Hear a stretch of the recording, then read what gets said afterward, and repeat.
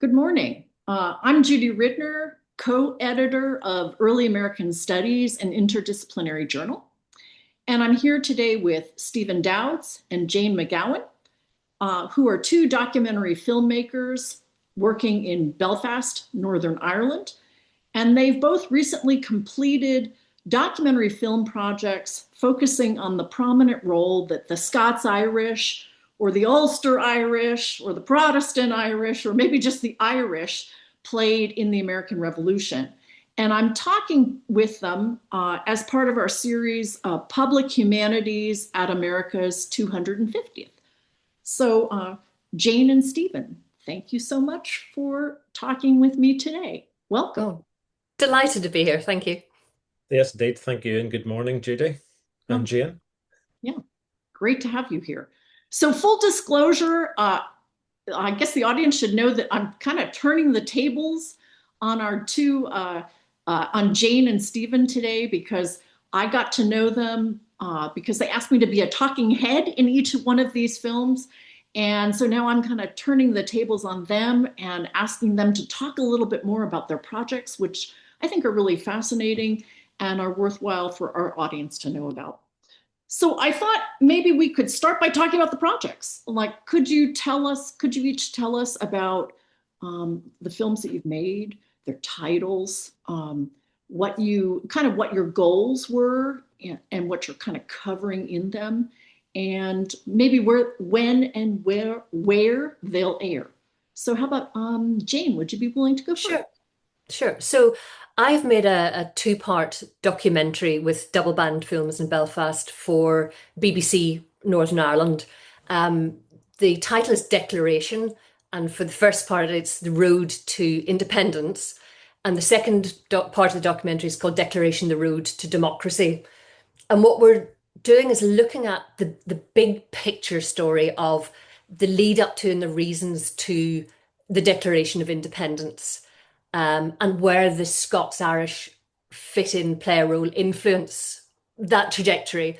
And then we sort of pick up again in 1787 with the Constitutional Convention and how the Constitution comes to be written and ratified. And again, where Scots-Irish communities, individuals have some sort of influence or lobbying in that story as well. Okay, cool. Stephen, you want to talk to us a little bit about your film? Sure, by all means. I have produced a single film with a former BBC colleague based here in Belfast. And our single film is for RTÉ, which is Ireland's national public service broadcaster. And ours is it's a single film, which is a commercial hour, which means it's 51 minutes. And it's a very biographical spine. It's the story of the last man to sign the Declaration of Independence, who signed it for Delaware, a man called Thomas McKean, who went on to be a three-time governor of Pennsylvania. And it's Thomas's story as told by his lineal descendant, David McKean. David McKean lives in DC. He's a former US ambassador, chief of staff to John Kerry, worked in the State Department.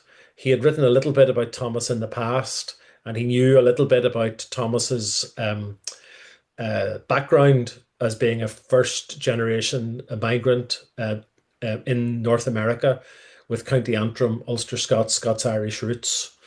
During production, we called it The Last Signer, which made sense because we were talking about the Declaration of Independence. But now, closer to transmission and broadcast, it's actually called Freedom Founder, Thomas McKean and the American Revolution. And that emerged in conversations with the broadcaster that we wanted to put in the title, the American Revolution, into the title, as well as that notion of being one of the founders of freedom.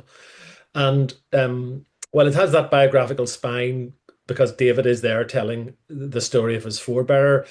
I hope what he's discovered, and I think what he's discovered, is that religion and the worldview of late 18th century Scottish Enlightenment was carried to the United States by many of these Scots-Irish. Some of them were Presbyterian ministers, some of them were students of Presbyterian ministers. But that notion, and it is a surprise for David, I think, in the documentary, that religion is a kind of motivating factor for some of those involved. We tend to think perhaps of religion as a motivating factor for revolution as a late 20th century or maybe 20th century phenomenon. But maybe not. I think what David discovers about Thomas and many of those Scots-Irish upends that slightly.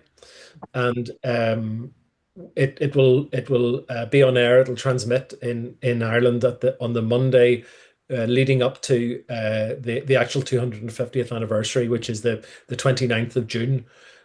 So the broadcaster is putting it out just at the start of that week, and I imagine the whole run up to that week, because we're dominated by American culture and media, will be a lot about the 250th anniversary. I'm sure. So Jane, I don't think you mentioned when your two-part series will air, because I'm hearing on the BBC that. Yeah, so the first program airs on Wednesday, the 1st of July. And the second one, I imagine, a week after, although both episodes will appear on the BBC iPlayer, probably on the 1st of July. Okay, yeah. So both perfectly timed for that, July 4th anniversary. So can I ask you too about how the two of you came to work on these projects? Because I know from what both of you had told me, you don't necessarily, unlike historians, we tend to specialize in pretty much one period. You it sounds like you've had pretty varied careers and have done films on topics, in all sorts of time periods and places. So can you give us a sense of how you came to these topics on the American Revolution and the Scots-Irish in the American Revolution? Maybe Jane, would you like to go first again? Sure. Yeah, you're right. I before I was making this, I was making a program about the Blitz in Belfast during the Second World War, and I do arts documentaries, and you become a sort of expert in your subject, if I can, for a very short time, and then it's on to the next thing, which is wonderful. You get to be very creative, and it keeps the creative juices flowing. But how I came to this was I've done a number of history documentaries, and I've done documentaries about the Ulster Scots-Irish in America in the past. The Ulster Scots Broadcast Fund and Northern Ireland Screen have a fund for television programmes. And I think I'm right in saying this, Stephen, that they'd sort of put out a call that they were interested in ideas for this 250th anniversary. And actually, I believe they have committed money and backed about a dozen different projects, some of them digital, some of them documentaries and broadcast. So that's how we came to be doing this.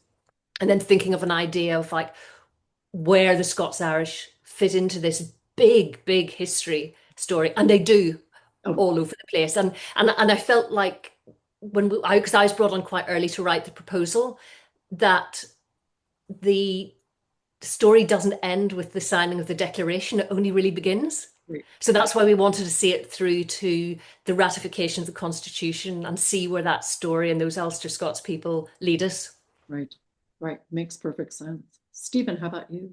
How did you get this film? A bit like Jane, I've done produced a lot of arts programs, a lot of history, probably more recent history, which is late 20th century into early 21st century. In television terms, anything that happened the day before yesterday is history. So we can make history programs and be talking about the very recent past. And although based in Belfast, I've made a lot of work for some of the broadcasters in the Republic of Ireland, and I was aware, as Jane alluded to, that Northern Ireland Screen, which is I suppose a government agency or arm's length body which supports television production here in Northern Ireland, had put out a call for ideas linked to America 250. And I thought that all the funds would be allocated, but then over perhaps a 6 or 9 month period, they put out a further call. And it made me wonder whether the very obvious but sometimes overlooked broadcaster on the island of Ireland, that's RTÉ, that's based in Dublin and Ireland's national broadcaster, given the long link between Ireland and the United States, might take an idea about the Declaration of Independence, or might be open to at least a conversation. And my colleague Paul McGuigan, who directed the film, and I realized it would probably be a single film, and it would have an audience impact if it was character-led and very accessible. So we began to look at some of the figures around the Declaration, those who signed it, who had Irish roots. And we were very lucky. Paul's wife is a genealogist, or has worked as a genealogist, and she very quickly identified David McKean as a lineal descendant of Thomas, the last man to sign the Declaration of Independence. And we asked David if he would be interested in presenting. He's a former ambassador, he's a State Department insider, he'd never presented television, but he had a story to tell. So ours is very character-led through the lens of that one person. And Thomas's story is one, when you go back to the records, it's one of political engagement, it's one of civic service, it's also one of very economic progress. His father had been a field innkeeper from County Antrim on the northeast shore of Ireland. He died a three-time governor of Pennsylvania and a very wealthy man. And for an audience in the Republic of Ireland who probably know post-famine Irish America quite well and have those links, this is going back a generation or two and telling that story about the foundation of the United States, but also the foundation of Ireland's link to the United States. Yeah. So Stephen has that hook of the single individual. So Jane, how do you balance, essentially multiple hooks and telling this story? Because when I met you, you were on a tour that what started in Boston, I met you in Philadelphia. You were on to Lancaster County, I think, the day I met you.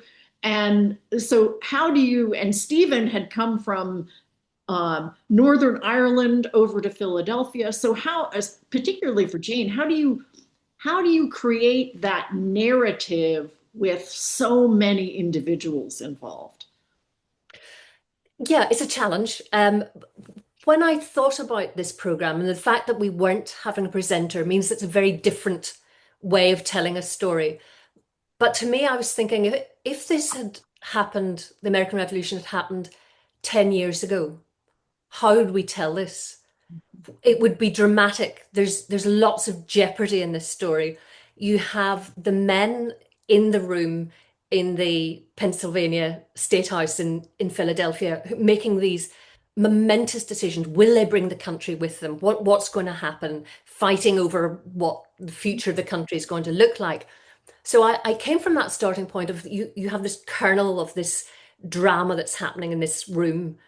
But outside of that, and going back 10, 20 years in the lead up to revolution, you have all these different actors and events having an influence on the men in the room.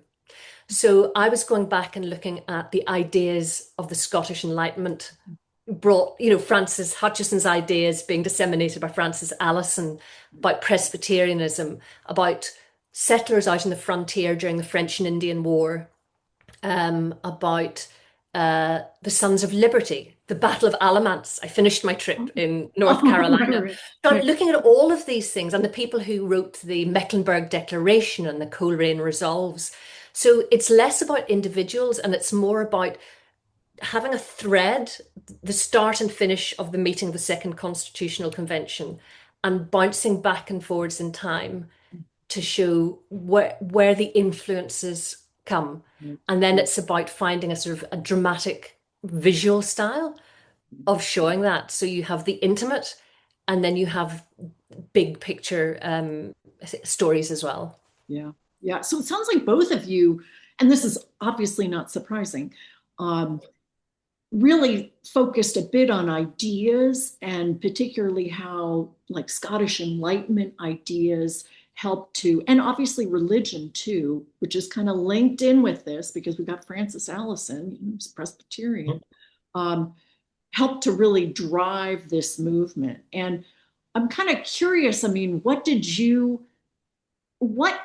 impressed you most about these ideas and how they help fuel the kinds of action that the people you focus on engaged in? like what sensibilities do you think kind of, um, how did these ideas create certain sensibilities that really helped to contribute to how the Scots-Irish played into the revolution and helped drive the revolution? Well, sorry, I'll very quickly, I'll let you speak, Susan. I guess one of the things that's coming out of the Scottish Enlightenment that sort of marries with Presbyterianism is this idea that we are willing to get rid of our monarch. That you can see in both threads of going back to, I don't know if it's the 15th century Scotland and Samuel Rutherford, but also these ideas of there is a new way of running a state, and there's a contract between a monarch and his people, and if he breaks the contract, we can get rid of him. Right. Makes sense. Stephen, what do you think? Yes, and our central character, Thomas McKean, was a student of Francis Allison, so there is that direct link. And while we don't know what he said and what he did, we know that he credited Allison later in life, and Allison taught other signatories to the Declaration. And I suppose once you lift that stone, as it were, and you look at what Francis Allison is credited with teaching and the school that he set up, it is that he's the link through Francis Hutchinson back to Scotland with a kind of coherent view of society, that these people had a coherent view of how society should be ordered. They already, as people of the Reformation, literally the reforming of a church had reformed how they worshipped God, how they believed and behaved as a people of God, and that reforming society in that image, reforming the political contract between the governed and the governor, or the governing class, was not a challenge to them. It had happened within a couple of centuries in their Christian lives, and now in their kind of political and social lives in those American colonies, they could see a future. And it was an intellectual revolution as much as a kind of soldierly revolution on the battlefield in the conventional sense.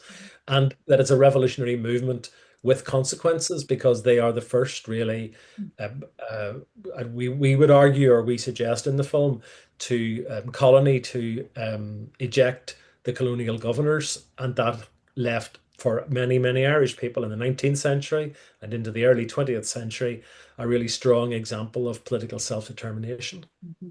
Yeah. And it's interesting too, as a historian who works on these people, that, one of the popular stereotypes in the US is the Scots-Irish as hillbilly, kind of ignorant, Yeah. Disconnected from the world, isolated. And I think one of the things you're suggesting is that that's not necessarily true. And certainly it's not true for the people at the top of the social order who are educated, but it's also maybe not true for the people who are out there kind of doing the fighting, who maybe they're not influenced directly by Francis Allison, but they are picking up on these ideas through their communities. And there are ideas that may drive some of what they do, which I think that's an important point for sure. I think it is. Can I just come in and say we filmed in a very small Presbyterian church in Newcastle, Delaware, on a Sunday morning earlier this year, and the minister there, the female minister there, made the point that Thomas McKean would have worshipped there. It's where he went to become a young lawyer and was apprenticed as a lawyer. And she made the point that both in a small town like that and in Philadelphia, Presbyterians knew how committees worked. They knew, because of the structure of the church, how to get consensus, how to run ideas through committees, how to get the assent of people. And anybody worshipping in those churches 250 years ago, even today, would be aware that they have a voice and that they have to give consent and assent to ideas. I'm sure that's true for soldiers there as well. So there's a line and there's a link between what might be thought as very sophisticated academic ideas and the lived reality of people's lives as members of the Presbyterian Church, or just people of Reformed faith. And that was definitely there, swirling away in the background and influencing people, even if they worked in very manual and trades and crafts. And Newcastle, Delaware is a perfectly preserved historic centre, and you can see some of what it might have been like in the 1770s. Um, but the manual trades and the manual crafts of these people and the craft in their work was not divorced from, I think we can say, very sophisticated ideas about how they worship God, how they organize themselves as a worshiping community, and how the state in which they live should be organized. Right. And I also think too, and Jane, I'm sure knows this as well from, working on like Constitutional Convention and some of the, and all of the all the Continental Congress in Philadelphia, is that the Presbyterians also knew and were willing to kind of bicker and fight, within the group. So, committee structures, the way they work is people have to they are willing to achieve consensus, but sometimes they achieve consensus by, kind of bickering and differing, expressing their opinions, and sort of so I think maybe they also knew, and maybe Jane can comment on this, that they also knew that representative forms of governance could be kind of messy, and they could at times be sort of conflict ridden, and that was ultimately okay. So I don't know if Jane has any stories in that regard from her work. Well, actually, one of the things that I found most interesting was I came across an article written by a professor at the University of Pennsylvania, Marcy Hamilton, Mm-hmm. in which she writes that at the same time that Madison and the others are writing the Constitution, his former teacher, James Witherspoon, the Scots Presbyterian minister, is reforming the Presbyterian Constitution in Philadelphia, right across town. So his protege, Madison, and about 10 other of his students from the College of New Jersey are being influenced by him. They've been taught by him. They understand how these sort of Calvinist institutions and ideas work. And I think she would argue that they're bringing that with them to how you write a constitution, how you form the institutions of government, which I find fascinating. Right, right. And it makes sense. And it goes back to what Yeah. Stephen said too about that intersection of kind of religion and politics. I'm sorry, Stephen. The other thing that I learned on it, I think it may have made the cut, it may not have made the cut in the end, but certainly worth in a broader conversation mentioning, is that Thomas McKean is widely credited with raising the idea of term limits in political office, and that these people of the Reformed faith didn't want a bishop imposed on them from England, much less a pope, and that anyone who held office had to hold it for a defined period of time. And so into the civic realm, into the political realm, as individual states began to write their constitutions, and they looked then at a more federal structure, term limits are introduced, because while disputes are fine and there's a value in dispute and a value in fighting over what you believe and coming to an agreed way forward, whoever emerges on top or assumes office is not going to be there forever. And that seems very timely in the United States today, the notion of term limits as well. Yeah, for sure, for sure. So kind of shifting gears just a little bit. This is part of our conversation is part of one that we're doing about public humanities at America's 250th. And so I'm kind of curious about, your films are going to air in Northern Ireland and in the Republic of Ireland. What do you think people in Ireland, both Northern Ireland and the Republic, think about the American Revolution? And do you think that your films are seeking to, like, what do they hold certain stereotypes about the American Revolution? Do you see your films as trying to counter certain assumptions that Irish people have about the American Revolution? Jane, would you like to jump in? Yeah, I I think generally people here are not that aware. The general public is not that aware of the links. I think, people know about the 19th century and the famine. It's something we all grow up learning about. But these earlier generations who went out from the north of Ireland, who were predominantly Presbyterians, I think is less well known. And if people do know this story, they know about Davy Crockett and the frontiersmen, and they're fiercely independent fighting people. And if I would like to do anything, it would be to show that the people who left here and the experiences they had and what they did is so much more interesting and so much more nuanced, that yes, you have somebody cutting down trees and trying to make a life on a farm on the border, but you have the politicians and the ministers and the philosophers and the businessmen who are right there at the seat of government making decisions Right. as well. That these people were, when you start looking for them, you find them everywhere. I know. Yeah. Yeah. And they have, as you're implying, they have this long-term legacy in American politics that, some of the people you focus in on, I mean, their grandkids, their grandsons were national political leaders. Some of the people start maybe at the local level in the 18th century, but by the 19th century, their descendants are national political leaders. And they continue to have influence in American politics today. I mean, certainly, as you probably know, J.D. Vance, our vice president, very much claims a Scots-Irish heritage, and quite proudly. We can. Well, we're not sure, are we, Stephen?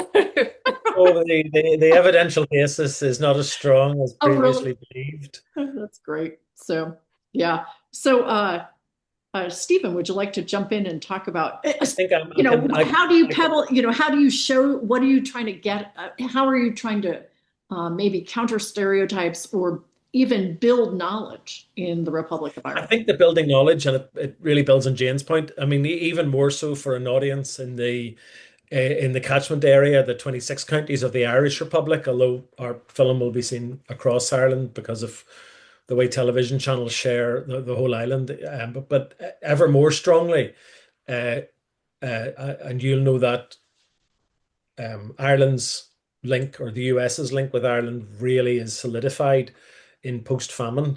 You see it in the 40 million, I think, in the United States today who largely claim Irish heritage. Joe Biden visited, so many American presidents have visited, even Reagan, and traced back. Today, actually, in Ireland, it's Mark Carney, the Canadian Prime Minister, who's in the place in the west of Ireland where his grandparents were born. So that engagement between Ireland and the US is seen as being a mid-19th century relationship. That's not a myth, that's just a fact.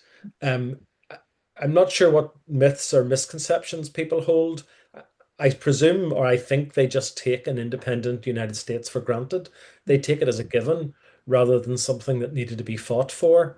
Uh, um, and they may see it as just ejecting the British, kicking out the king, rather than, and I hope our film reveals a little bit about this, it was a battle of ideas. It was a battle of ideas about self-government.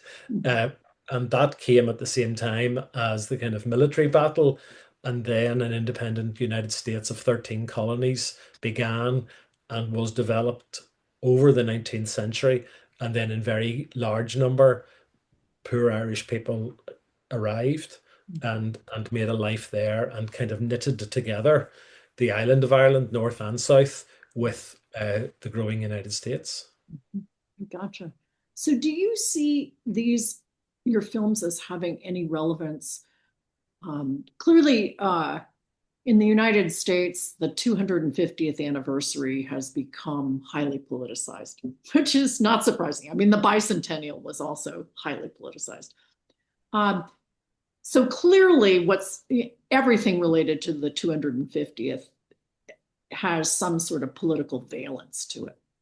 But I'm curious about how these films play. Well, I'm curious whether these films play into any modern Irish or Northern Irish political kind of sensibilities, or just pragmatic Irish politics. Do they have any sort of political valence in Northern Ireland or in the Republic of Ireland, in the 21st century? Can I just, I mean, I think pre-transmission, before it goes out and there's a kind of an audience or a critical reaction, it's hard to know what that will be. But the truth is, Judy, we live in an American world. We live in a world where all events in the United States, we share in an Anglophone world where we're 5 hours away and American media dominates a lot of Western Europe. We share the same language. We get it every day and every moment. So I do think North and South here in Ireland, we live in an American influenced world, and we're very alive to aspects of contemporary political debate in America, not all the nuances that you will get in individual states, but we're alive, I think, to the broad national trends and the broad national pictures. Um, one of the issues emerging everywhere in the world today is the story of migrants and that the world is on the move. And that's a political force about illegal migrants, economic migrants, who has the right to travel. This is a story, I think, for both these films and both Jane and myself, built around people who often were economic migrants who moved to another place in the world in the hope of a better life. Thomas McKean was a first generation uh, immigrant in Pennsylvania. John Dunlap, who printed the Declaration, was an unaccompanied child migrant. I think once you begin to use that contemporary language about some of these people, you see that the distance between then and now isn't perhaps as great, and that Ireland's sense of itself as a community of migrants, or a place of migrancy, and that Ireland's greatest export has been its people to the United States. This film plays into that space. Yeah. Yeah. Yeah. Jane, would you like to add Yeah, anything? no, I was thinking about that question, and I don't know if you're aware that we have had quite a lot of unrest in Northern Ireland about, I'll not get into the where's and why first, but about immigration, about there've been riots and racist attacks on people, and it made me think about those about, those people are the same people who left here 200, 300 years ago, who were the migrants, who arrived in Boston and were really disliked and who had a hard time. And the Puritans described them as scruffy and dirty, and the women were a bit slovenly. They experienced that. The people coming here now are experiencing that. And it's just, the people who left here in the 18th century were allowed to thrive and to integrate and make a new life for themselves. And I feel like the parallels between now and then, and this, as Stephen was saying, this talk about a world on the move feels so relevant. Yeah, yeah, yeah. As somebody who works on the 18th century, for sure, absolutely. I'm sorry, Stephen, go ahead. I just was going to say, in terms of, I'm in this situation of living in Northern Ireland, and the production was based here. We're making a film for RTÉ in Dublin and for an audience on the rest of the island. One of the it's not an intention, it's no government funding. It's the language used in some parts of Irish life today, a generation on from the Good Friday Agreement, is that this is a shared island, and pull back, zoom out, and you can see less the distinction between Northern Ireland and the Republic of Ireland, which didn't exist in the 18th century. But actually, this island today is a shared island of different strands, of different traditions, of Presbyterianism, mostly in the Northeast, but in other places as well, of people who've come to live in Ireland in the past generation, but equally across the whole island, people who have left. And there's a lot that we share in this island in the 17th and 18th century, 18th and 19th century, maybe, that we don't pay a lot of attention to today. Yeah, I agree. Yeah, I can see that. So maybe as a kind of wrap-up question, so kind of thinking about how you tell, as documentary filmmakers, how you tell your stories visually.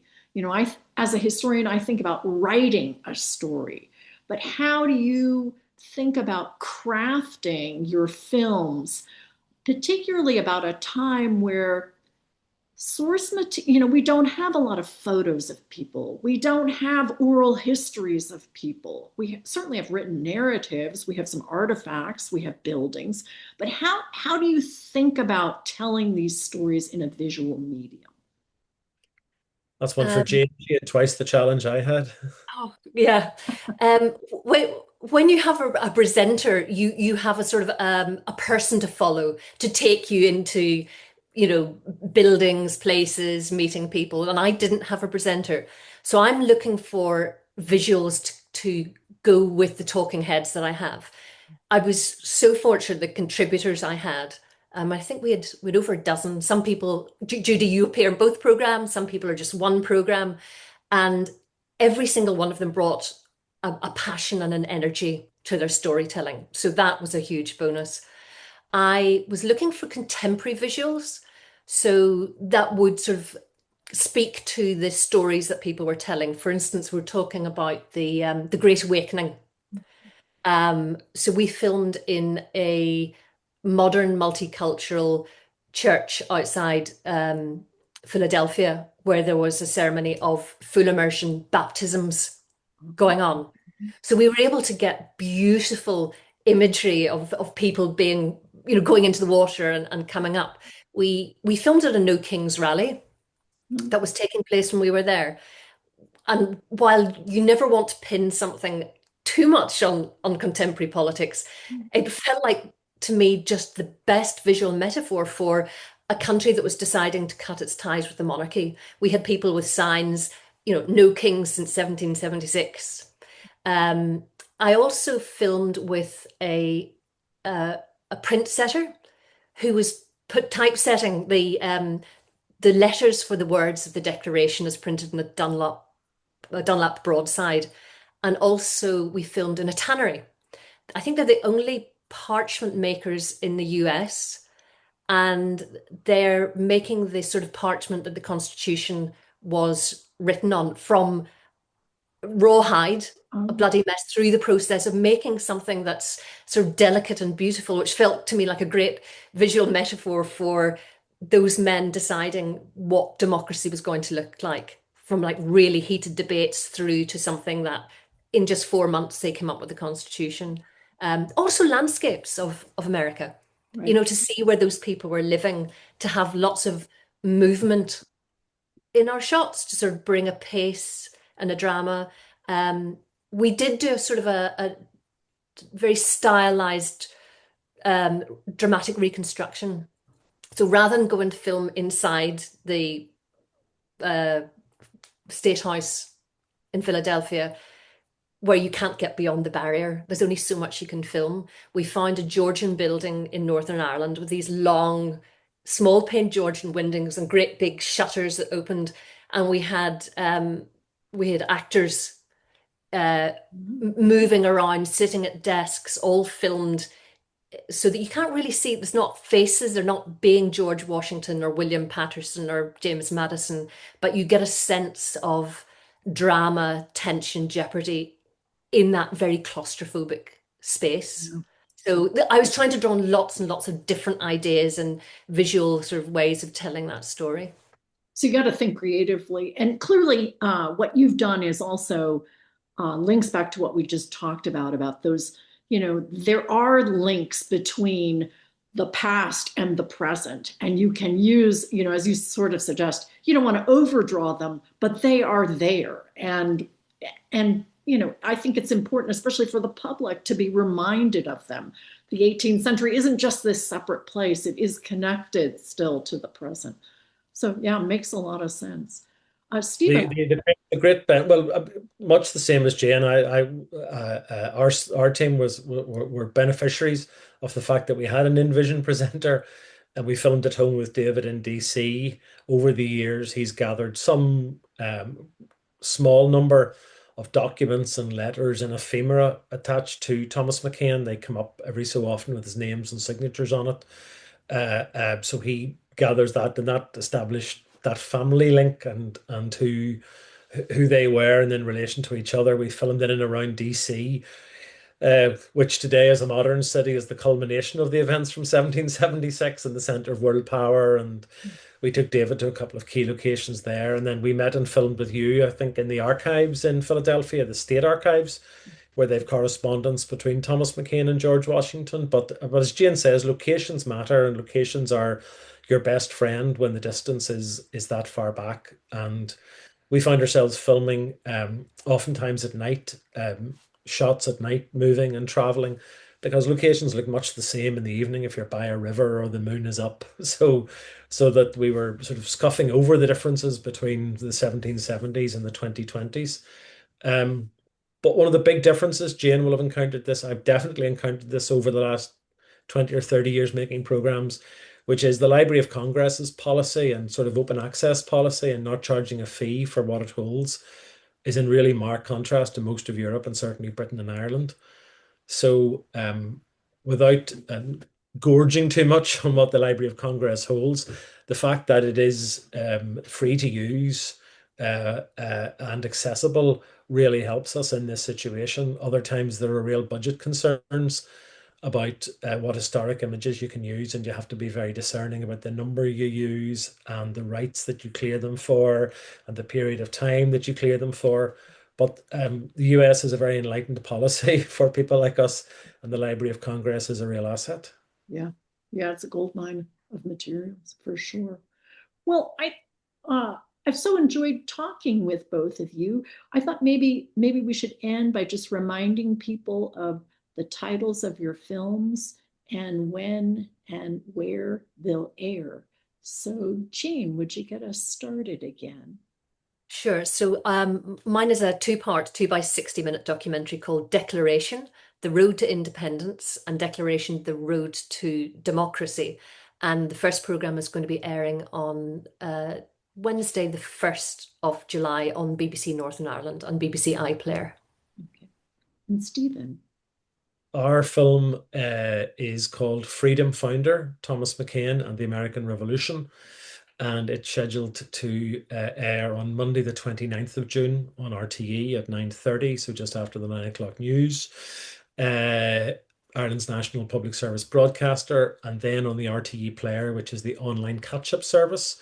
I still need to bottom out whether that online catch-up service will be available internationally, but we will certainly have those conversations in the next couple of weeks before the television transmission, so that it reaches an audience well outside Ireland. And one of the things that RTÉ oftentimes do towards the end of the year, Christmas and New Year, when many Irish people are home, is replay some of their strongest factual content later in the year, so that there's more than one chance to see it on broadcast.